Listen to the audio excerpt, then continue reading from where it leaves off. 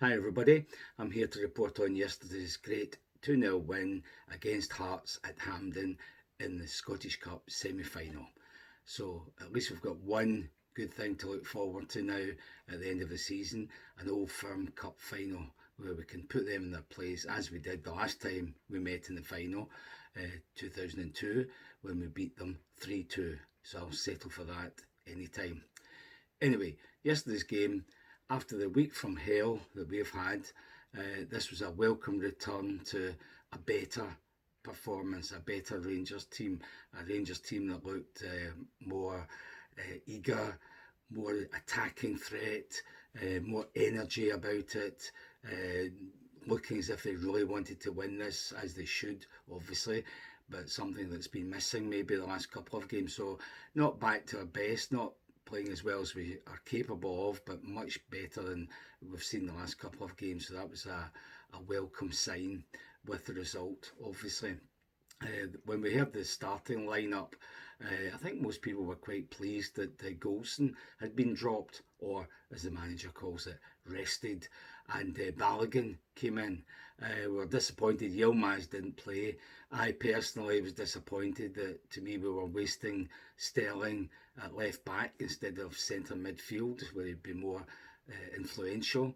But he actually turned out to be the man of the match as far as I'm concerned.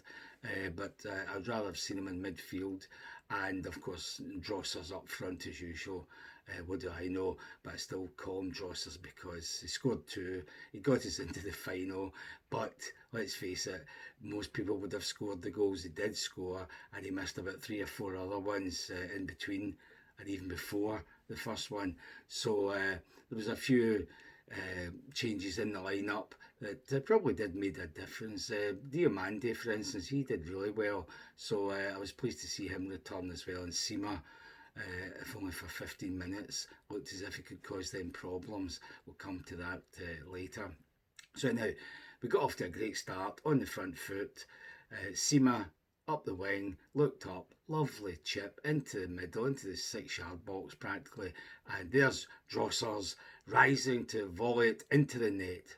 Oh no, wait a minute, he put it over the bar, that's right.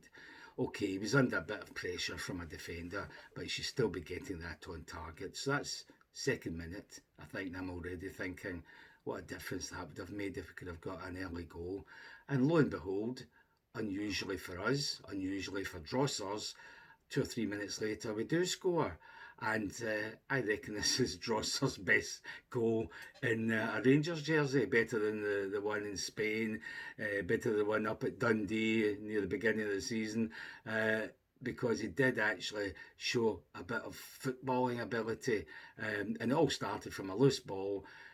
Credit to Tavernier, he actually pounced on it, and as he was running away with it, he was actually fouled. He rolled over, he was fouled, but to show this new spirit we've got, he actually half got up and just prodded the ball to the side for Cantwell. He took it forward, nice pass into the box for Drossers. He took his usual one touch, two touches. The third touch, though, was really nice to take it past the defender, put him the wrong way, and then just slot it into the net. So I reckon that's his best goal for us ever. More of that, and I might start calling him Dessers or Cyril. Who knows? But anyway, 1-0 up. We're on the front foot. Everything's looking good. 15 minutes in, of course, Sima goes off. Looks like a hamstring injury or potential, so they were taking no chances. And McCausland came on. He did well enough. He got by the defenders a couple of times, not very often, but he did a lot of running. He got stuck in, he tracked back well. He was always somebody they had to watch for when he got the ball in the wing, especially in the second half. But we would rather have had Sima there, obviously. I should have said that it was no surprise, by the way, that Silva didn't make the starting lineup because he's been terrible recently, and we'll get back to him as well when we talk about the second half. So anyhow, everything was looking good. Hearts didn't really do that much. They had two or three kind of flurries, and the most dangerous one came when I think it was Shanklin put a cross in, and I was right in line with that. I'm on the 18-yard line at Hampden, high up, so I've got a great view. And as soon as the guy ran onto it, I thought he's offside. We don't need to worry. But super Jack Butland in goal. He managed to stop it with his feet from about, I don't know, 3-4 yards out, and then Suter kicked out for a corner kick. And then, oh, miraculously, the flag didn't go up for offside. So they got the corner, and from the corner, the guy headed over, a free header, and he headed it, 3 or 4 feet over the bar. But if that had gone in, apparently that would have stood, because you couldn't have gone back with VAR and said that the guy was offside, which TV later, when I saw it later, proved he was offside. So it wouldn't have stood if VAR had got involved. But oh, wait a minute. Willie Collum was in charge of VAR, so who knows, he might not even have checked it if they'd scored from that chance. So anyhow, that was Jack Butland's one save in the first half, and it shouldn't have mattered anyhow, but he did it, so that's what he does. So that was one chance, or two if you count the header from the corner. Oh, they had one more after that, I think it was, when the guy burst down the left wing after what's his name, Lundstrom, had given away a stray pass and inside his own half and allowed them to burst forward. And the guy thankfully shot from a really narrow angle, and Butland was right at his near post, so he just stopped with his foot and put it past for a corner kick. And I think that was their attacking threat in the whole first half. Not that we did that much better. Drossers missed one, scored one, then a nice move saw the ball put right in front of Matondo to run into the box, which he duly did. All he has to do is shoot, and it's a possible goal, a probable goal, but he takes one more touch, and by doing that, he allows the defender to come up and tackle him, and it goes away for a corner kick. I mean, that sums the guy up. He was actually the worst man who started yesterday. He couldn't get by the defenders. He didn't even try most of the time. All he has to do is hit it ahead of a defender and run onto it, because he's got the pace and there was space behind him, but he insisted on trying to dribble past, and he usually just dribble right into them, and the guy took it away from him. And he would do things like try little flick passes, like back heels, and one he did in the second half, it hit off his own leg and bounced to their defender. So he just had a disastrous game. I wouldn't be starting him ever. He's the sort of guy you bring on as a sub, maybe when the defence of the opposition is tiring, and he might be able to use his pace even more. He had his customary shot coming in from the left wing and hitting it with his right, but of course it went into row Z this time, and that's quite a distance at Hampden behind the goal. So he's had his two great goals in consecutive games. We can't expect him to do it again. That's his whack for the season. So all round a pretty poor game from him. But it didn't matter, obviously, because I think every other player really stepped up to the plate and played much better than they have been doing. So anyhow, first half, 1-0 in at half time. Everybody's happy. Second half, we started well once again, and then I think it was about the hour mark, either side of the hour mark, for about a 15-minute spell, Hearts actually put some pressure on us. It didn't cause Butland to make a save or anything. In fact, I don't think they had a shot at goal, really, but they had 3 or 4 really threatening moves, and this all started with Suter dilly-dallying on the ball near the touchline and losing it, and the guy ran towards the penalty box, and then he should have put his cross in low earlier, and he didn't, and by the time he did, Tavernier was there to just boot it away. And that happened 2 or 3 times where they looked dangerous, they got into the penalty box, they should have passed it earlier or had a shot, and they didn't. And thankfully one or other of our defenders, Tavernier, Balogun, Suter, a couple of times, they were doing what the wee Diddy teams do to us usually at Ibrox, throwing themselves at the ball, getting a block in, last ditch tackle to stop the shot, all that kind of stuff. So that was gratifying to see that, and nothing came of the Hearts attack, so that was good. We ourselves made chances, and we should have scored more than the 2 we did, because there was one where Drossers got to the byline practically, and for once he actually cut it back right in front of the substitute Silva at this point, and all he had to do was tap it in from about 6 yards.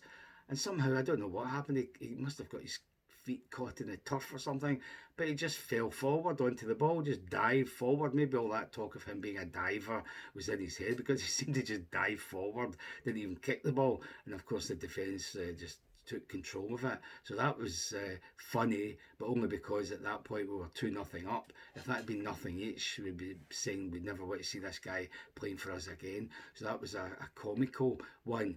But we had that, with Drossers missing another chance where he flashed his shot past the post.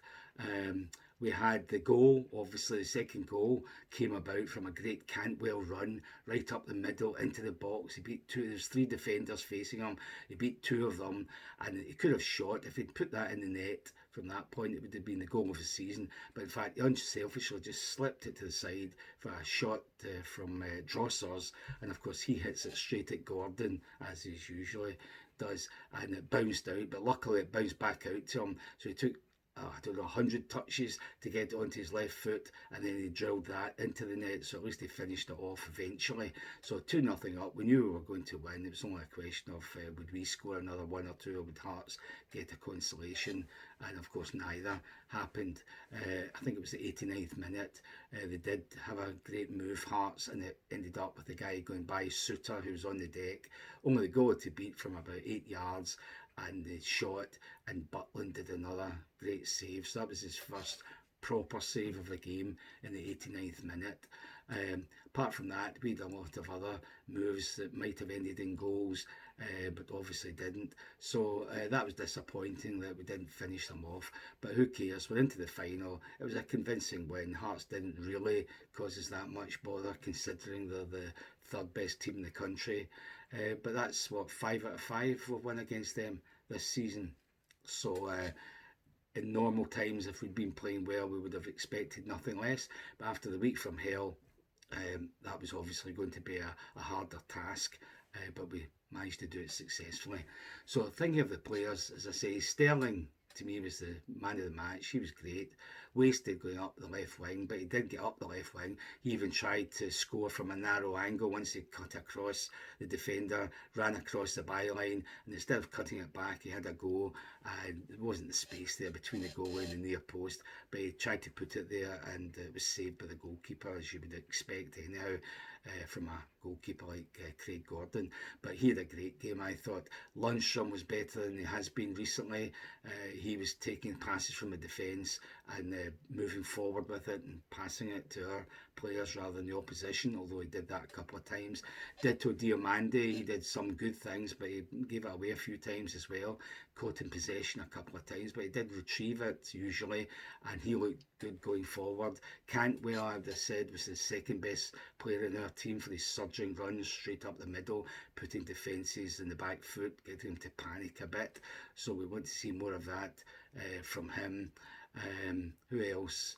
The defence, Balogun made a difference. He looked good. He did some of these last-ditch tackles or interceptions, and in one case the wee Ned Cammy Devlin actually had to foul him as Balogun tried to run out of defence with it, and he just chopped him down. He didn't even get booked for it. So on the whole, good performance. Enough chances to win 2 or 3 games, but this one was the one that counted, obviously. And a last word for the referee, Stephen McLean. What a terrible referee that guy is. He was pathetic. I think he booked 4 or 5 of them, but I mean, it was just ridiculous, the fouls he was giving against us when they just went down so easily, not even fouled. And there was one when Raskin, a sub, came on, he got the ball, he ran up the middle, the guy was trying to foul him, running alongside him for a few seconds, shoving each other, and eventually Raskin sort of pushed him back, and the referee stops the play, gives a foul, books both players, but gives the foul to Hearts, when it's the Rangers guy in possession running with the ball, but it was obviously Raskin who was doing all the fouling. Unbelievable. So thankfully there were no big decisions to make, no penalty claims, etc., because this guy McLean is another duffer. He really is. And Celtic fans, as usual, think he's a Mason in the black because his brother played in the Rangers reserves about 20 years ago or something, so that makes him a Rangers fan as well. And he's obviously got it in for Celtic. Well, he's not got it in favour of Rangers, that's for sure, on that display. So to sum up, 2-0 into the final. Let's hope that's a catalyst for the next 5 games, the last 5 games of the split. And you never know. 5 wins, we might do something, but really, I can't see it happening.